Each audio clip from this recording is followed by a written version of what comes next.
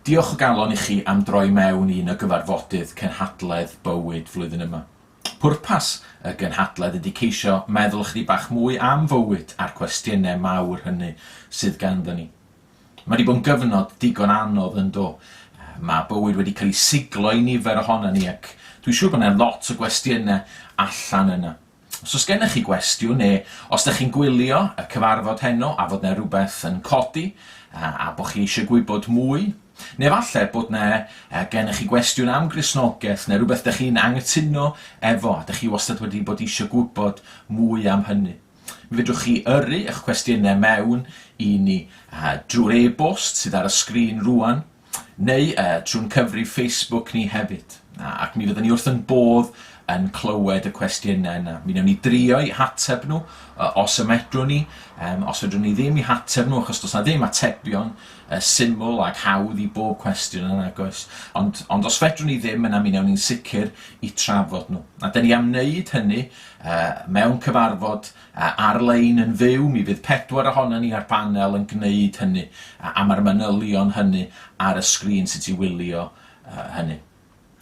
Os ydych chi'n gwylio hwn yn ôl, yn amlwg, fedrwn ni ddim ateb eich cwestiynau chi, a mi fedrwch chi dal i gyrru nhw mewn, a mi fyddwch chi yn medru gweld recordiad o'r panel yna ar yn cyfrif YouTube ni.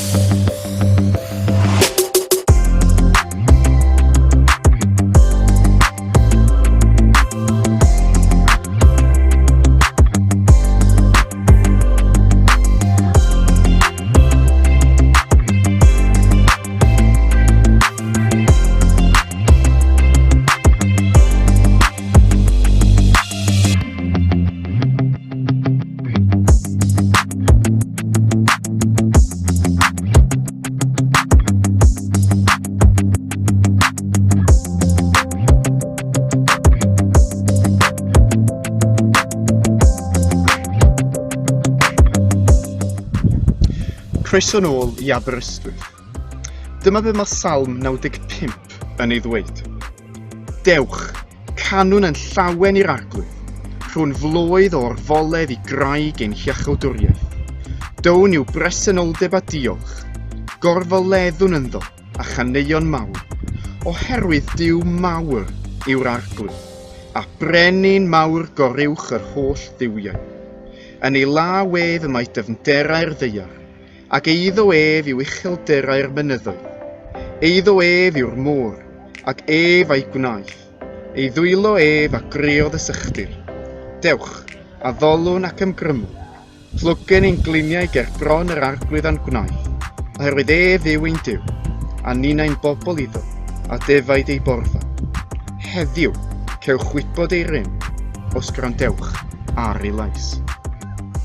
Wel, pan dyn ni'n dod ger bron Duw i'w foli a i wrando ar ei lais, dyn ni'n dod ger bron y Duw mawr sydd wedi creu pob dim.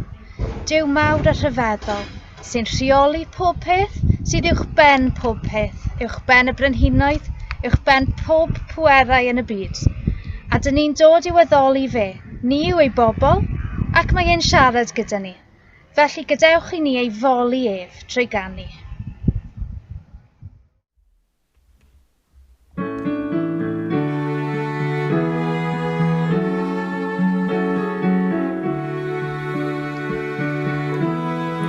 Diolch am y groesio,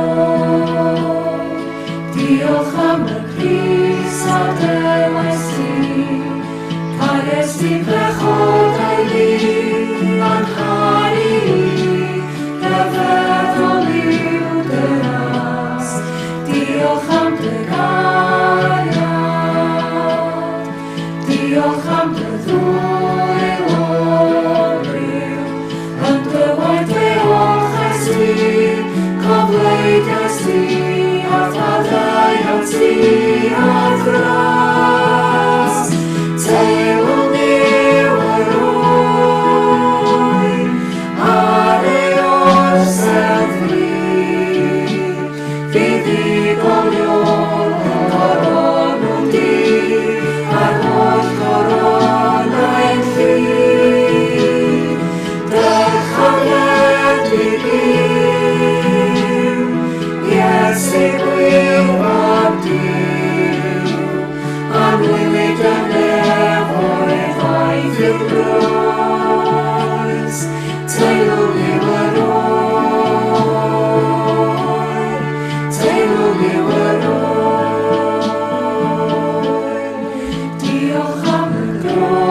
eglwys nhw. Diolch am y Grist a dyfais ti, cares ni'n echodau ni a caru ni, a feddwl i'w dynas. Diolch am dy gariad, diolch am dy hwyl o ryw, yn bywyd dy olches ti, gofleidys ti, a ddadleuo ti a gras. Teilwng i'w yr ŵyn, ar ei oesau chwi, i ddigolio coronw di, a'r holl oronau ti. Dech o fedi di, Iesu gwirfodd Duw, a mwylig dy nefoedd i faith i'r groes. Teilwng i'w yr ŵyn, teilwng i'w yr ŵyn.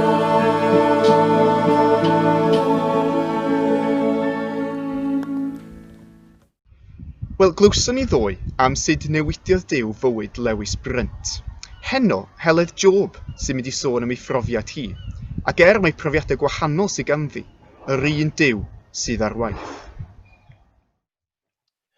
Reit, wel, diolch i ti am siarad efo ni, Heledd. Fysa ti eisiau deud chdi bach amdana ti dy hun ac pwy wyt ti a beth wyt ti wedi bod yn neud a pam bod ti wedi mynd draw i wlad mor bell a'r Eidal? So Heledd, o Fangor dwi'n wreiddiol, a wedyn ers gadael coleg dwi wedi bod yn gweithio efo mudiad IFES, sef yr International Fellowship of Evangelical Students. So'n helpu myfyrwyr i ddod i wybod mwy am Iesu. So dwi wedi gwneud hynna mewn gwahanol wledydd, so yn Nghymru i ddechrau, yn Portugal, yn Slovacia, a rwan dwi'n gweithio yn yr Eidal. Yn gogledd yr Eidal, wedi bod yna ers 3 blynedd a hanner, yn helpu myfyrwyr tramor i feddwl mwy am bywyd a be di ystyr bywyd, a dod i rhoi cyfle iddyn nhw i feddwl am Iesu a beth gen Iesu i ddweud. So o ran pam dwi wedi mynd i'r Eidal a pam o'n i'n mynd i'r gwledydd eraill cyn hynny, dwi'n meddwl bod fi wedi tyfu fyny yn gwybod bod o'n bwysig bod pawb yn cael cyfle i wybod am Iesu a gwybod am pwy ydi o.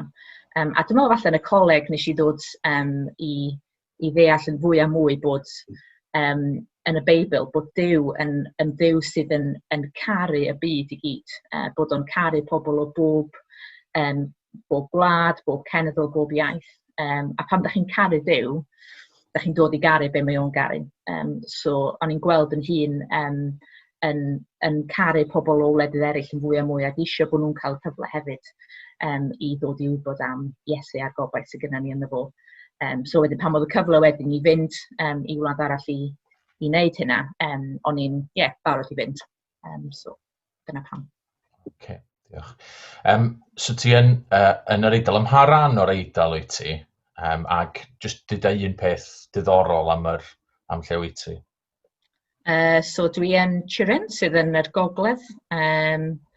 Falle un peth diddorol di fan yma Nutella yn dod ohono fo. So, na un peth mae'r Turin yn enwog amdano fo. Na ni, gret, diolch fawr iawn. Felly, Anedi, pan ar gychwyn yr sefyllfa Covid-19, oedden ni'n ymwybodol iawn o'r problemau yn yr Eidal, o weld yn bell yn ôl rwan. Sut mae'r Eidal wedi digymod a sut mae pobl wedi digymod efo'r sefyllfa? Fel ti'n dweud, dwi'n siŵr bod chi wedi clywed lot am yr Eidal nôl yn mis Chwefror, mis Mawrth. Oedd y wlad wedi cael ei tharo yn galed iawn gan Covid, a falle ddim wedi cael lot o rybydd gan bod o'n un o'r llefydd cyntaf yn Ewrop i bethau fynd yn wael iawn yna. So dwi'n meddwl bod pawb i ddechrau oedd just y sioc bod y peth yn digwydd, a dyma ni'n mynd i lockdown yn reit gyflym, a lockdown eitha caeth, achos oedd oedd angen, achos oedd yr niferoedd yn tyfu mor gyflym, a yn amlwg mae'r Mae'r nifer o farwolaethau wedi bod yn uchel iawn yn y gogledd o gwmpas Milan fan'na. So ie, mae di taro y wlad. Dwi'n meddwl mae pobl wedi teimlo lot o bryder. Yn amlwg am y feirws, ond hefyd jyst yn economaidd mae lot o bobl yn poeni am y dyfodol ac ydyn nhw'n mynd i allu goroesi o ran i busnesau. A dwi'n meddwl hefyd o ran iechyd meddwl, dwi'n meddwl mae hwnna di taro pawb, dwi'n meddwl, ym mhob man, ond falle yn yr Eidal mae cymdeithasu a bod efo teulu a bod allan yn bita, mae hwnna'n yn gymaint rhan o gymdeithas. So mae'r ffaith bod pobl jyst i bod mor ynysig a ddim wedi gallu gwneud y pethau sydd jyst yn bethau maen nhw'n gwneud bob dydd di really taro pobl. So yn sicr mae pobl yn stryglo. A mae jyst, mae pethau di agor erbyn hyn yn y cwpl o fisoedd dwytha, mae pethau di agor lot, ond dal mae yna deimlad eitha subdued, dwi'n meddwl, pan ydych chi jyst yn cerdded o gwmpas ar y strydoedd. Pobl dal yn teimlo chydig bach mewn sioc a yn trio meddwl sut i ddygymod efo beth sydd wedi digwydd, really. Diolch. Yn amlwg ti'n gwneud y gwaith Cristnogol allan yna.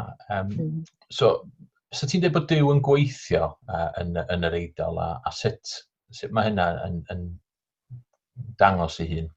Dwi'n meddwl bod yn sicr bod Duw ar waith. So o'n i'n siarad, mae yna ddyn sydd yn gweithio fel, mae o wedi bod yn gweithio fel caplan mewn ysbyty nath Samaritan's Purse agor jyst tu allan i Milan yn ystod y lockdown.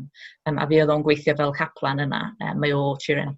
Ac oedden ni'n siarad efo fo ac oedd o'n sôn jyst am y pethau oedd o wedi weld yn amlwg yma. Wedi bod yn sefyllfa erchyll ac eto mae wedi cael cymaint o gyfle i siarad efo pobl am obaith, a oedd o'n sôn am gleifion, ond hefyd doctoriaid sydd wedi bod yn gofyn lot o gwestiynau a yn chwilio am obaith, ac oedd o wedi bod yn cael cyfle i rannu am Iesu a'r gobaith mae o'n dod. Dwi'n meddwl yn bersonol a meddwl am y gwaith yn yr Eidal, dwi'n yn gwybod os di pobl neseli wedi bod yn gofyn mwy o gwestiynau mawr am bywyd. Dwi'n yn gwybod os di pobl yn ysbrydol yn fwy agored, ond falle bod mae pobl jyst isio cwmni, isio gweld gwerth perthynas yn fwy. So dwi'n meddwl bod ni'n sicr wedi cael mwy o gyfleon i jyst bod yna ar gyfer pobl a bod yn rhywun i wrando. So da ni'n sicr wedi cael cyfleon i ddefnhau perthnasau efo pobl. A da ni'n gobeithio yn y dyfodol bydd hynna wedyn yn rhoi mwy o gyfleon wedyn i siarad am y gobaith sydd gennym ni hefyd. Ond yn sicr mae Duw ar waith. A jyst y ffordd mae wedi bod yn cynnal ni, a fi'n bersonol, dwi wedi gweld o yn gymaint o bod o wedi bod yn yngharu fi ac yn ynghadw fi trwy'r cyfnod yma hefyd. Sut gallwn ni, pwy bynnag ydyn ni, beth bynnag yw ein cefndir, ddod i nabod Duw a mwynhau perthynas gyda fe? Wel, mae yna gyfres o 3 llyfr newydd, maen nhw'n fyr, yn syml ac yn hawdd ei darllen, o'r enw Knowing and Enjoying God, a maen nhw'n mynd ati i geisio ateb y cwestiynau yna.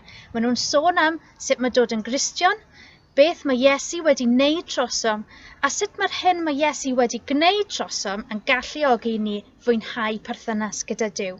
Maen nhw hefyd yn cynnwys lot o hanesion am bobl go iawn sydd wedi profi Duw yn newid eu bywydau nhw. Felly, os ydych chi eisiau gwybod mwy am y ffydd Gristnogol, dyma man cychwyn gret, neu falle bod chi'n nabod rhywun, bysa falle yn elwaw darllen nhw, bysa nhw'n gwneud anrhegion gret i rhywun hefyd. Felly, mae manylion am sut i gael gafel ar rheini yn mynd i fod ar y sgrin. Wel ddoe, athon ni ar wypdaeth o gwmpas Cymru efo pobl gwahanol yn cyfrannu. Wel, da ni yn fynd draw rwan i ran arall o Aberystwyth, ble mae Siwan yn mynd i ddarllen y Beibl.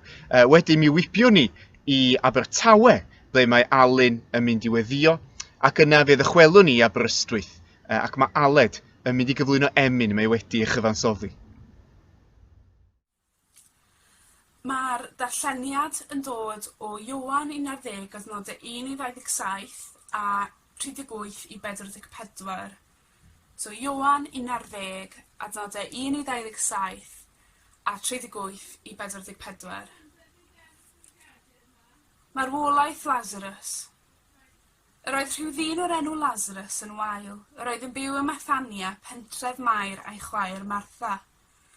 Mair oedd y ferch eniniad yr arglwydd ac enaint a sychu draed a'i gwallt, a'i brawd hi Lazarus oedd yn wael. Anfonodd y chwiorydd felly neges at Iesu, y mae dy gyfaill syr yma'n wael. Pan glywodd Iesu, meddai, nid yw'r gweiledd hwn i fod yn angau i Lazarus, ond yn agoniant i Dduw, bydd yn gyfrwng i fab Duw gael ei ogonefu drwyddo. Yn awr yr oedd Iesu'n caru ei Martha a'i chwaer a Lazarus, ac wedi clywed i fod ef yn wael, arhosodd am 2 ddiwrnod yn y fan lle roedd. Ac wedyn dywedodd wrth ei ddisgyblion, gadewch i ni fynd yn ôl i Jwdea. Rabi, meddai'r disgyblion wrtho, gynne roedd yr Iddewon yn ceisio dylabyddio, sut y gellu fynd yn ôl yno? Atebodd Iesu, onid oes 12 awr mewn diwrnod. Os yw rhywun yn cerdded yng ngolau dydd, nid yw'n baglu oherwydd mae'n gweld golau'r byd hwn. Ond os yw rhywun yn cerdded yn y nos y mae'n baglu, am nad oes golau ganddo. Ar ôl dweud hyn, meddai wrthynt. Y mae'n cyfaill Lazarus yn huno, ond yr wyf yn mynd yno i'w ddeffro. Dywedodd y disgyblion wrtho, arglwydd os yw'n huno fe gaiff fi wella. Ond at ei farwolaeth ef roedd Iesu wedi cyfeirio, a hwythau meddwl mae siarad am hun cwsg yr oedd. Felly, dywedodd Iesu wrthynt yn blaen, y mae Lazarus wedi marw. Ac eich mwyn chwir wyf yn falch nad oeddwn yno, mwyn i chi gredu. Ond gadewch i ni fynd ato.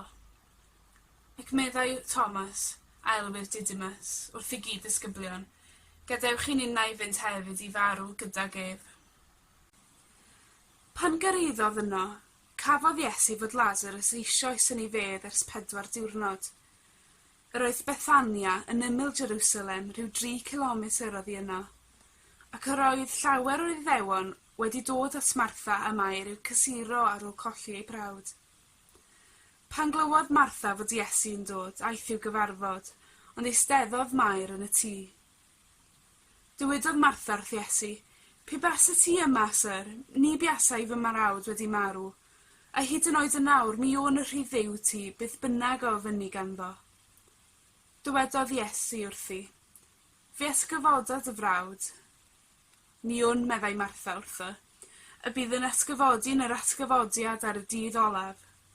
Dywedodd Iesu wrthi, "My fi yw'r atgyfodiad a'r bywyd. Pwy bynnag sy'n credu yno fi, iddo faro, fe fydd byw. A phob un sy'n byw ac yn credu yno fi, ni bydd marw byth." A wyt ti'n credu hyn? Ydw i farglwydd, atebodd hithau. Rwyf fi'n credu mai tydi yw'r Meseia, mab Duw, yr un sy'n dod i'r byd. Mynd ymlaen i adnod 38. Dan deimlad dwys rachefn, daeth Iesu at y bedd. Ogof ydoedd, a maen yn gorwedd ar ei thraws. Symudwch y maen, meddai Iesu, a dyma Martha chwaer y dyn oedd wedi marw, yn dweud wrtho, "Erbyn hyn, syr, y mae'n drewi, y mae yma ers 4 diwrnod." "O'n i ddywedais wrthyt," meddai Iesu wrthi, "cait weld ogoniant Duw dim ond i ti gredu."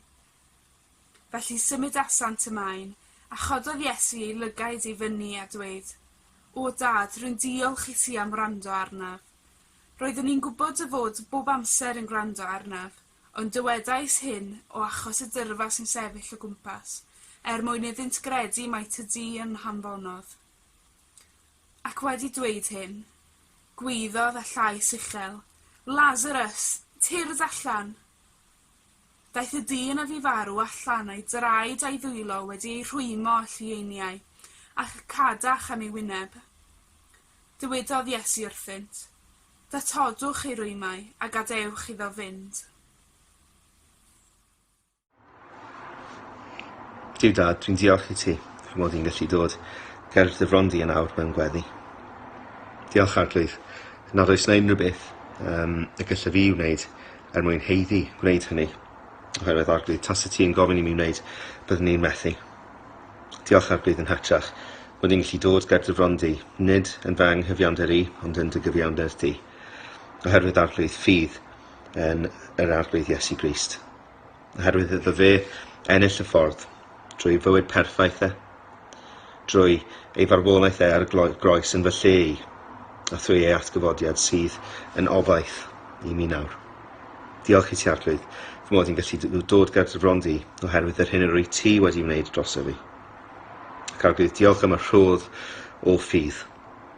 Arglwydd, dwi'n gyddio bydde ti'n gwneud i'r rhai sydd yn gwrando ar y weddi yma tyfu mewn ffydd. Bydde ti arglwydd yn tywall yr ysbryd glân i'w colon nhw, er mwyn iddyn nhw allu gweld ti fel wyt ti, mwy a mwy pob dydd arglwydd, a tyfu mewn gwybodaeth ohono ti, a hynny trwy'r ras ti, arglwydd. Ni'n diolch arglwydd, nad oes unrhyw beth sydd yn cymharu a dadnabod ti. Bod y profiad o gael dy adnabod ti arglwydd yn rhagori ar unrhyw beth arall mae'r byd yn ei gynnig. Ac arglwydd, dwi'n gyddio bydde ti'n helpu pobl i sylweddoli hynny drwy dywallt ysbryd i'w colon nhw. Bydde ti'n agor drws calon pobl arglwydd i weld mor werthfawr wyt ti. Arglwydd, dwi'n diolch i ti am hyn ac yn gweddio hyn yn denw di. Amen.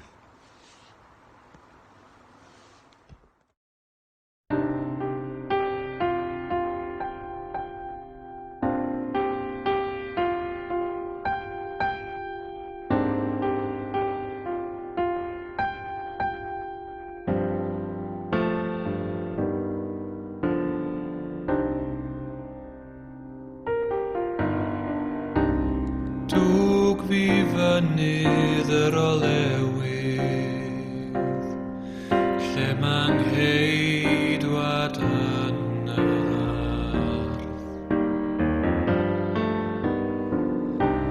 Chwys fel dafnau gwaed yn disgyn, hyd ei ryddiau hardd. Beth yw'r ymdrech sy'n ei enaid,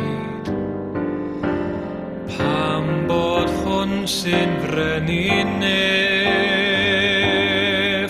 a gofidiau dwy sydd angau, a gofidiau dwy sydd angau, yn ei galon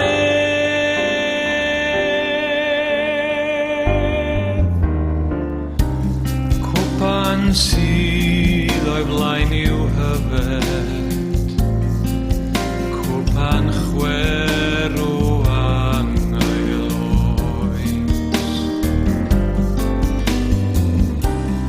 tal pechodau murddo ddynion, ar unigrwy croes. A wnaeth Iesu wrtho dyfed, a yw'r baich rhy fawr i'w dwyn. Gwelen estyn am y cwpan, gwelen estyn am y cwpan, y faer dy fwyn.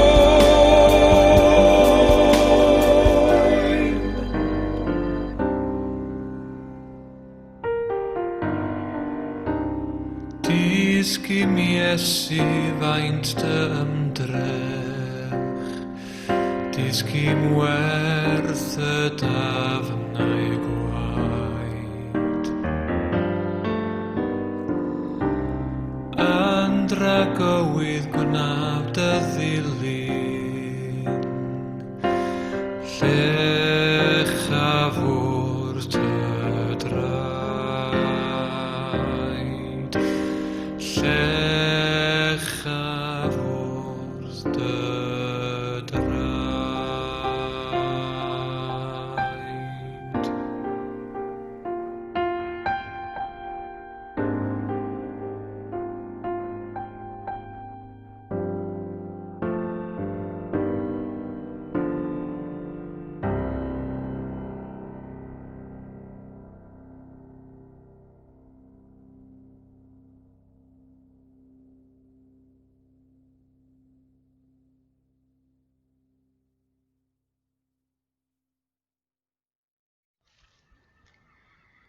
Dyn ni wedi clywed hanes rhyfeddol Iesu yn atgyfodi Lazarus, yn codi Lazarus o'r bedd. Nawr mae Steffan Jones, sy'n weinidog yn Mount Elim, Pont y Dawa, yn mynd i helpu ni ddeall y darn a deall sut mae'n berthnasol i ni heddiw. Mae'n ni'n edrych ar un o hanesion mwyaf enwog y Testament Newydd iddi. Mae'n hanes sydd yn gyfarwydd i y gymdeithas yn gyffredinol. Chi'n meddwl am fyd chwaraeon, a falle bydd tîm yn cael ei trechu a wedyn maen nhw'n dod nôl, a falle bydd y sylwelbydd yn dweud rhywbeth fel hyn. Well, this is the greatest comeback since Lazarus. Mae pobl yn gyffredinol yn gwybod rhywbeth falle am y syniad o atgyfodiad Lazarus. Wel, dyna ni edrych arno, mae'r hanes yn Iowan 11. Yn cofio yn yr ysgol ym mlwyddyn 7, yn mynd i wersi llenyddiaeth Gymraeg a Saesneg, a dysgu taw un o'r pethau mwyaf sylfaenol mewn stori yw tensiwn. Bod chi angen y syniad o wrthdaro neu bod ni rhyw broblem, a chi eisiau gwybod, wel, beth sy'n digwydd nesaf. A bod rhyw chwilfrydedd yno chi. Chi eisiau darllen y dudalen nesaf, chi eisiau gwybod beth fydd y cam nesaf yn yr hanes. Wel, nid jyst stori yw Iowan 11, mae'n hanes go iawn. Ond mae'n stori effeithiol iawn hefyd. Chi'n gofyn, wel, beth sy'n digwydd nesaf? Mae yna oedi. Mae 2 ddiwrnod yn mynd, mae 4 diwrnod yn mynd. Dyw Mair a Martha'r chwiorydd ddim yn siŵr iawn beth sy'n digwydd nesaf. Mae disgyblion yn ansicr. Ac wrth ni ddarllen yr hanes, chi ddim yn siŵr beth sy'n ei ddigwydd i Lazarus. Pam bod Iesu'n ymddwyn fel mae e? Felly mae yna densiwn, mae yna broblem, a chi'n aros am mateb. Cyn bod ni'n ystyried rai o brif wersi'r hanes. Fi eisiau nodi adnod 3. Doedd ddiyneb y chwiorydd, anfonodd y chwiorydd neges at Iesu, y mae dy gyfaill y manwael. Lazarus ar fi'n marw, mae marwolaeth yn anochel, a maen nhw'n neud y peth mwyaf doeth. Maen nhw'n anfon neges at Iesu. Ond nhw'n ffrindiau mawr â Iesu, oedd teulu Bethania yn annwyl i Iesu, oedd e wedi treulio amser yn ei cwmni nhw, oedd e wedi byw ac aros yn ei cartre nhw. Yn ffrindiau mawr â Lazarus, ac felly mae'n naturiol bod nhw'n cysylltu â Iesu. Ond hefyd, erbyn hyn, ni wedi cyrraedd diwedd gweinidogaeth Iesu. Bydden nhw wedi gweld y gwirthiau, clywed ei ddysgeidiaeth, wedi profi ei gariad a'i ras. Ac felly o'n nhw wedi dod i weld, mae nid dyn arferol oedd Iesu Grist, ond dyma'r arglwydd, yr un wedi anfon gan Dduw y Tad. Ac felly y peth doeth am wnaethon nhw eriod oedd anfon neges at Iesu. Falle trwy'r holl gyfnod yma, cyfnod Covid-19, bod chi wedi meddwl yn fwy am Dduw nag eriod o'r blaen, falle bod chi wedi gweddio, falle bod chi wedi darllen y Beibl, wedi dod i sylweddoli mor fregus yw bywyd, mor ansicr yw y pethau chi fel arfer yn pwyso arnyn nhw. A taw Duw yn unig yw y graig, fe yw yr unig un sydd yn noddfa ac yn erth yn gymorth parod mewn cyfyngder. Falle bod chi wedi sylweddoli bod chi angen troi at y fe ac wedi troi at y fe yn eich sefyllfa. Wel, gai annog chi i barhau i wneud hynny. Y perygl pan fydd normalrwydd, neu ryw ddydd yn dychwelyd yw, bod ni'n mynd nôl i'r hen batrymau. Bod ni'n gwasgu Duw mas i ymylon i'n bywydau, bod ni'n pwyso ar ein hunain, yn pwyso ar ein dealltwriaeth, yn pwyso ar ein gallu, yn pwyso ar unigolion, ar ffrindiau, ar aelodau neu arweinwyr eglwys, yn pwyso ar therapydd neu ar lyfrau, a ni'n ddiolchgar i Dduw am yr holl beth yma, ond Duw yn unig yw y noddfa, Duw yn unig yw y nerth, ac at o fe ddylwn ni droi ym mhob sefyllfa, yn gofyn am arweiniad, yn gofyn am nerth, yn gofyn am heddwch a thangnefedd. Peidiwch angofio y gwersi o'r wythnosau a misoedd diwetha.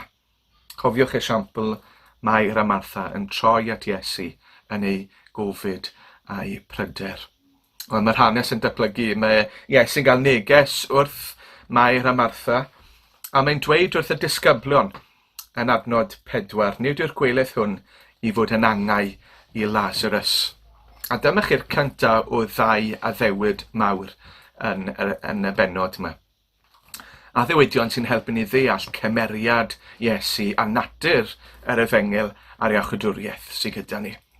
Gynta gyd yn yr addewid gynta, ni fydd Lazarus yn marw, ond bydd y cyfant yn agoniant i Dduw, a bydd yn gyfrwng i fab Duw gael ei ogoneddu drwyddo.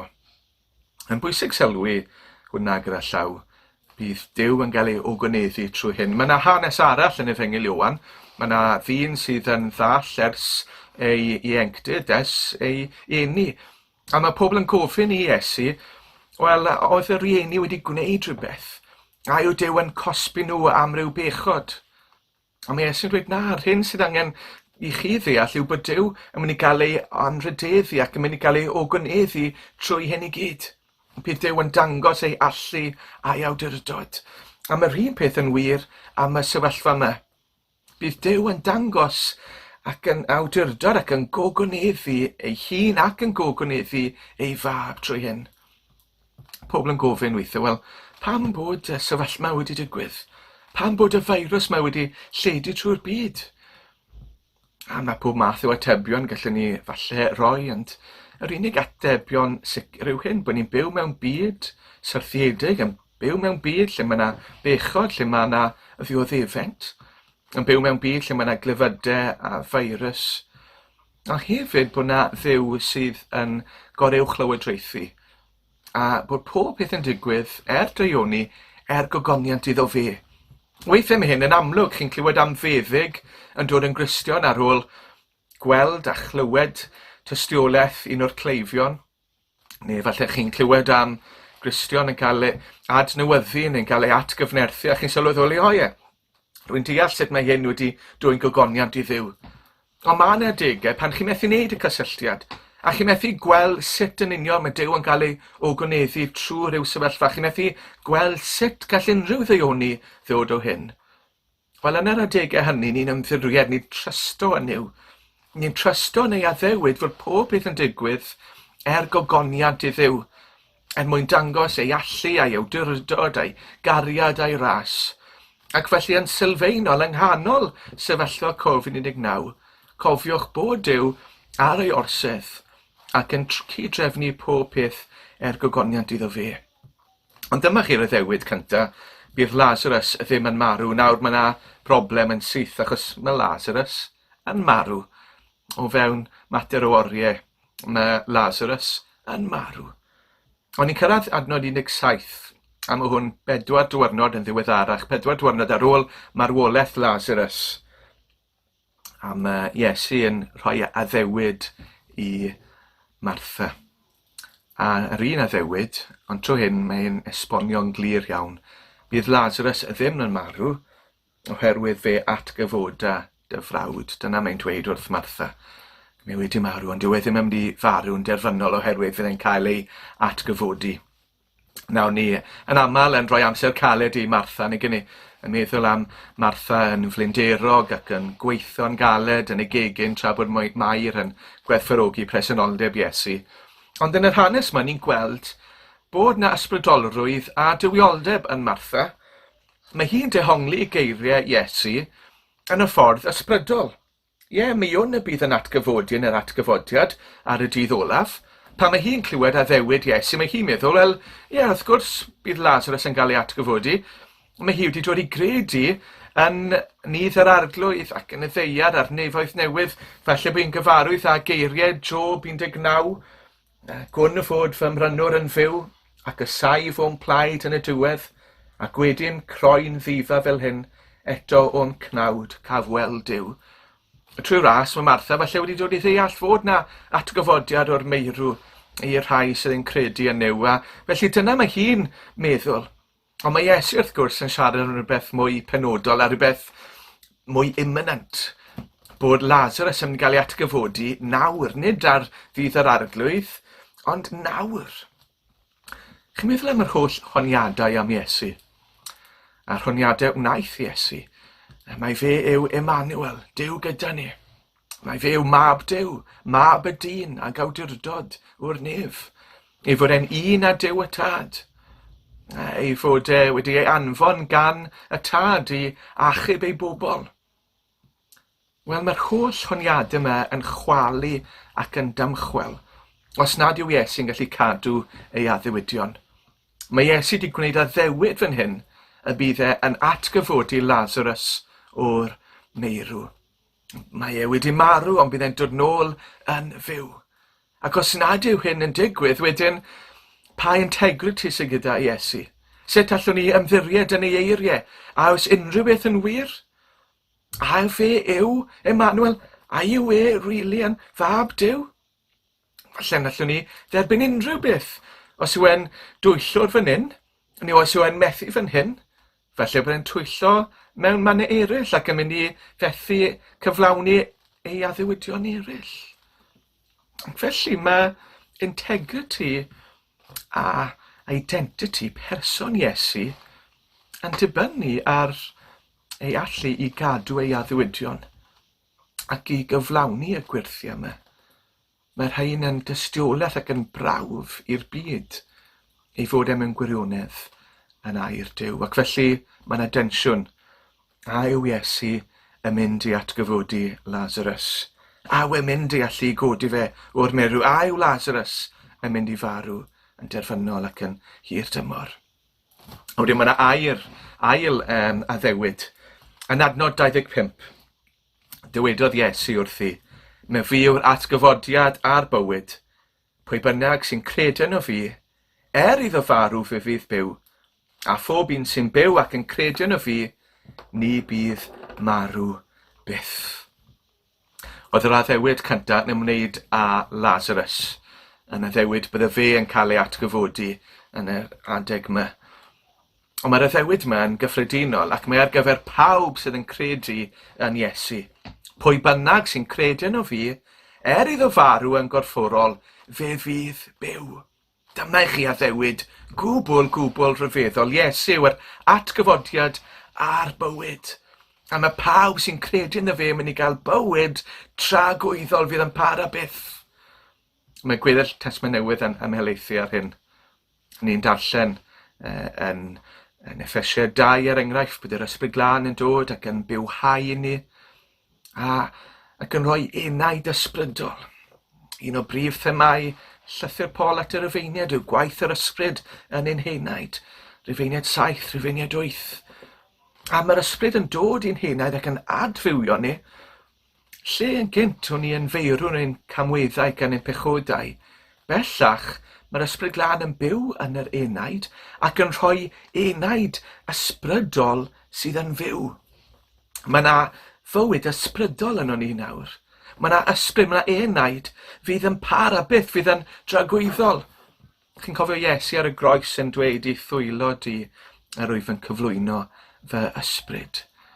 Nath corff Iesu farw ar y groes, ond roedd gan fe enaid ac ath yr enaid i bresenoldeb Duw y Tad. Fi'n cael y profiad a'r fraint ar y degau o fod ym mresenoldeb Cristion sydd yn marw. A chi'n ymwybodol o rhyfeddod y ffaith bod eu cyrff nhw yn marw ac wedi marw, ond bod eu henaid wedi mynd i baradwys i bresenoldeb Iesu Grist. Os chi wedi credu'n Iesu Grist, mae gyda chi enaid fydd byth yn marw. A mae yna fwy na hynny yn cyntaf Corinthiad 15, ni'n dysgu fyna bydd yr enaid yn cael corff newid rhyw ddydd. Pan bydd Iesu'n dod nôl, fyddai'n cael ei newid, a fyddai'n ni'n cael cyrff sydd ddim yn profi llagredigaeth, cyrff sydd ddim yn cael ei effeithio gan bechod, cyrff sydd ddim yn dirywio neu'n marw, a byddwn ni'n cael cyrff newydd fydd yn addas ar gyfer y nefoedd. A byddwn ni'n cael mynd i fyw yn y nefoedd ym mresenoldeb Iesu Grist, cael ni weld fel ag y mae, wyneb yn wyneb. A bydd dim clefydau, bydd dim feirws, bydd dim marwolaeth, bydd dim dioddefent, dim dagrau. Bydd Iesu yn symud ymaith ein dagrau. Ac felly dyma chi y bywyd mae Iesu'n addo fan hyn. Bydd pwy bynnag sy'n credu yno fe, iddo farw yn gorfforol, yn byw. Bydd ei enaid yn byw am dragwyddoldeb. A phan bydd Iesu'n dychwelyd ac ar ddydd yr arglwydd pan bydd deiar a nefoedd newydd, bydd pob person sy'n credu'n Iesu yn cael corff gogoneddus. A bydd y corff hwnnw byth yn marw. A bydd marwolaeth wedi ei goncro unwaith ac am byth. Mae fi yw'r atgyfodiad a'r bywyd. Pwy bynnag sy'n credu o fi, iddo farw, fe fydd byw. Felly dyma chi yr ail y ddewyd. Dyma chi yr y ddewyd sydd i chi ac i fi, ac i bawb sydd yn credu yn yr arglwydd Iesu. Pawb sydd wedi ferhau, pawb sydd wedi cyffesu eu pechod, pawb sydd wedi gosod ei ffydd yn yr arglwydd Iesu. Byddwch chi marw yn gorfforol, ond i bawb Iesu'n dod yn gyntaf. Ond byddwch chi'n byw am byth yn y nef gyda'r arglwydd Iesu. A dyna chi obaith, boes bach, yn y cyfnod yma ni wedi mynd trwyddo. Dyma chi obaith i ni ddal gafel. Ond, sut allwn ni wybod fod hyn yn wir? Wel, mae'r addewidion yma yn dibynnu ar Iesu yn cadw ei addewidion. Os nad yw Iesu yn llwyddo i atgyfodi Lazarus, os nad yw e'n llwyddo i gadw ei air fan hyn, wedyn sut allwn ni wybod unrhyw beth? Ac felly beth sy'n digwydd yn yr hanes? Wel, mae Iesu dan deimlad dwys. Mae'n gweld marwolaeth, mae'n gweld anglydiniaeth, mae'n gweld diweddefed o'i gwmpas. Mae'n teimlo rhyw dristwch ofnadw. A wedyn mae'n mynd at y corff sydd erbyn hyn wedi marw ers 4 diwrnod. Does dim angen Google search i wybod pa fath gyflwr fydde ar y corff ar ôl 4 diwrnod. Bydde dim unrhyw fath o adfywiad, bydde dim resuscitation naturiol yn bosib ar ôl 4 diwrnod. Mae'r corff wedi marw. A mae Iesu'n dweud, symudwch ymlaen. A mae Martha yn dweud, wel, mae wedi marw ers 4 diwrnod, bydd y corff yn drewi, bydd e mewn cyflwr ofnadw. Ond fel mae Iesu'n dweud, fe gei di weld gogoniant Duw, dim ond i ti gredu. Felly maen nhw'n symud ymlaen. A mae Iesu'n gweddio, o dad, dwi'n diolch i ti am wrando arnaf. Roedden nhw'n gwybod fod bob amser yn gwrando arnaf. Ac felly mae'n gweiddi mas, Lazarus, tyrd allan. A chi wedi clywed y dywediad neu chi bod Iesu'n gorfod enwi Lazarus neu fydde pob person marw wedi codi. Lazarus, tyrd allan. A mae'n dod ac yn sefyll ar ei draed, ei ddwylo wedi ei rwymo, a lleiniau eich adag am ei wyneb. A maen nhw'n datod y rhwymau a mae'n cael mynd. Mae'n fyw, mae wedi atgyfodi. Ac felly mae Iesu wedi profi mae fe yn wir yw yr atgyfodiad a'r bywyd. Mae gyda fe allu dros farwolaeth. Mae'n gallu concro marwolaeth. Mae'n gryfach na marwolaeth ei hun. A dyma chi Lazarus yn brawf. Pobl yn meddwl weithiau, wel, beth sy'n neud Iesu'n wahanol? A yw Iesu jyst fel unrhyw arweinydd ysbrydol, a yw e jyst fel unrhyw berson dylanwadol arall mewn hanes? Iesu yw Emmanuel, Duw gyda ni. Fe yw mab Duw. Fe yn wir yw yr un sydd wedi cael ei anfon gan Dduw y Tad i fod yn waredwr. A mae'r gwirthiau fel yr un yma yn profi i fod e'n gallu addo ac yn gallu cyflawni ei addewidion. Mae e'n Dduw holl alluog sydd wedi cymryd corff dynol a byw yn ein plith ni. Ac oherwydd hynny, ni'n gwybod, wel, mae Iesu yn gallu concro'r bydd. A mae yna wyrth hynod yn fwy nag oes e. Mi farw Lazarus eto. Fe ath e i fedd. Ac mi'n aros tan ail atgyfodiad Lazarus pan fyddwn ni gyda fe yn cael ein atgyfodi. Ond mae yna wyrth atgyfodiad Iesu Grist. Bu farw Iesu ar y groes gafodd ei atgyfodi, a wedyn gafodd ei esgyn i'r nef. Esgynodd e i'r gogoniant, a fyna mae e hyd heddiw yn fyw. Mae ein pen yr arglwydd Iesu yn fyw, ac felly bydd y corff rhyw ddydd yn dilyn, a gallwn ni hefyd fynd i'r nefoedd i dragwyddoldeb. Bu farw Billy Graham, yr efengylydd enwog a mawr, rai blynyddoedd yn ôl. Chydig cyn iddo fe farw, dywedodd e'r geiriau yma, someday you will read or hear that Billy Graham is dead. Don't you believe a word of it? I shall be more alive than I am now. I will just have changed my address. I will have gone into the presence of God. David Watson yn efengylydd arall, a wedodd e rhywbeth tebyg. when I die, I shall be more alive than ever, experiencing all that God has prepared for me in Christ. Dywedodd Paul na ddewe mai marw sydd elw, bydde fe'n cael mynd i fod gyda Christ sydd yn llawer iawn gwell. Darllenwch Datguddiad 21, 22, darllenwch 1:4, Cynta Thessalonaidd 4:4, Cynta Corinthiaid 4:15, a gewch chi ddarllen am yr adnod yma sydd yn mynd â ni i'r nefoedd a deiar newydd. Darllenwch penodau olaf llyfr Eseia, a gewch chi syniad o fawredd a gogoniant y nefoedd sydd o'n blaenau. Ni'n gallu credu fod yr hyn yn mynd i ddigwydd, oherwydd Iesu yn wir yw yr atgyfodiad a'r bywyd, a fe nath e brofi hyn drwy atgyfodi Lazarus, ond yn fwy na dim fe nath e brofi hyn trwy atgyfodi ei hunan o'r meirw, gan goncro'r bredd, concro marwolaeth, unwaith yn gylgymydd.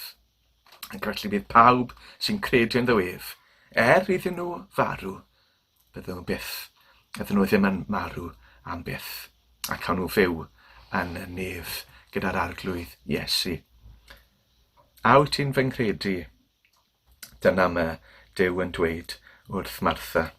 A mae Martha yn dweud, rwy'n gwybod mai ti yw mab Duw. Ti yw Meseia, yr un sy'n dod i'r byd, adnod 27. Oeddech chi'n credu taw Iesu Grist yw y Meseia? Mab Duw wedi ei anfon gan Dduw y Tad i fod yn waredwr ac yn achubwr. Oeddech chi wedi edfarhau? Oeddech chi wedi cyffesu eich pechod? Oeddech chi wedi gofyn am fyddeiant drwy'r arglwydd Iesu a'i farwolaeth ar y groes?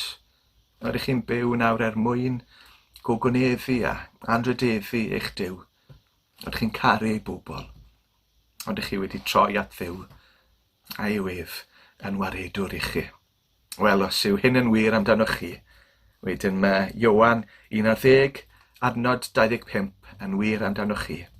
Pwy bynnag sy'n credu yno fi, iddo fyw, fe fydd byw.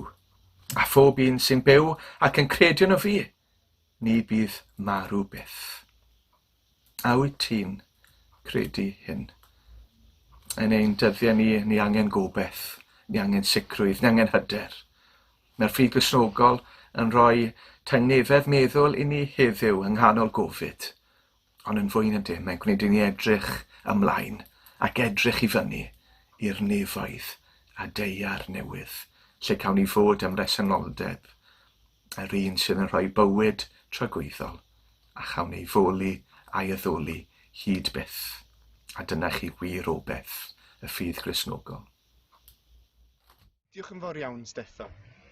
Gadewch i ni droi at Dduw mewn gweddi. O'n tad, dyn ni'n diolch am yr hyn dyn ni newydd glywed, am yr arglwydd Iesu Grist yn atgyfodi Lazarus. A dyn ni'n diolch mae'r un Duw wyt ti heddiw, yr un Duw sydd ar waith yn ein bywydau ni. Ac mae Iesu Grist yw yr atgyfodiad a'r bywyd. A dyn ni'n gofyn y bydd Iesu Grist yn yr un ffordd ar waith yn ein bywydau ni heddiw. Am bod ni'n gofyn hyn, yn ei enw fo. Amen. Wel, cofiwch am cylchgron holi. Mae'r rhifau nesaf yn dod allan ym mis Hydref. Os oes gennych chi gwestiynau neu mwy o ddiddordeb, ffeindio mas ychydig mwy am y ffydd Gristnogol, mae hwn yn gylchgron werth eich hael. A hefyd, os ydych chi yn teimlo bod chi'n gwybod tipyn am y ffydd Gristnogol, bydd hwn yn rhoi anogaeth i chi a rhoi hwb i chi wrth weld Duw ar waith. Cofiwch hefyd am y cyfarfod darganfod sydd yn digwydd heno am 7:08 dros Zoom, cyfle i gael holi cwestiynau, i gael gwrando, cael trafodaeth pellach, neu jyst i eistedd nôl a gweld beth sydd gan pobl eraill i ddweud. Mae'n gyfarfod gwerth chwil, felly dewch i'r cyfarfod yna. Cofiwch hefyd am yr holl gyfarfodydd sydd fori, clwb plant yn y bore, clwb pobl ifanc yn y pnawn, cyfarfod gweddi am 9 dros Zoom, ac wrth gwrs, ni nawn i'ch gweld chi yn y cyfarfod nos fory am 7:15. Wel, hwyl fawr i chi o Aberystwyth.